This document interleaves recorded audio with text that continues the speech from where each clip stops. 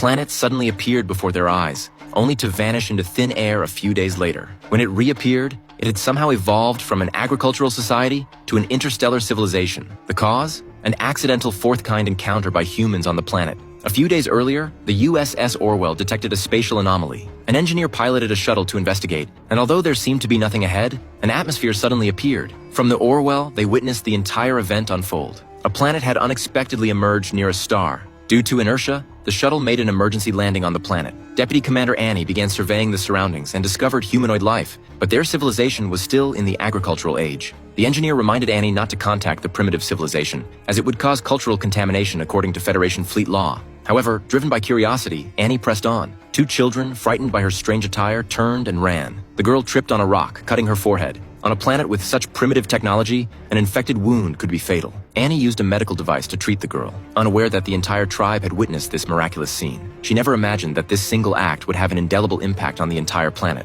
After returning to the ship, their superiors ordered the Orwell to continue investigating the planet. Astonishingly, the planet disappeared right before their eyes. The engineer hypothesized that the planet might be on a multi-dimensional orbit, with part of its trajectory in another universe, explaining its vanishing during its revolution. Data analysis predicted the planet would reappear in 7 days, and after an anxious wait, the engineer's conjecture was verified. In just 7 days, the planet had undergone immense changes. Not only had the population soared, but technology had also advanced to medieval levels. The captain decided to land again to investigate. The once small tribe had developed into a town, confirming the engineer's theory. When the planet entered the other universe, time's passage accelerated. Although they had only experienced 7 days, 700 years had passed on the planet. As they continued their investigation, a peasant woman, upon seeing Annie, emotionally brought her child and knelt before her, begging for Annie's blessing. Annie, unable to refuse, awkwardly obliged. Everyone was baffled. After infiltrating the town, the truth was finally revealed. The story of Annie saving the little girl had been passed down as a legend, even spawning a religion with Annie as the savior. The ruler exploited the religious system to control the masses and establish a despotic dictatorship.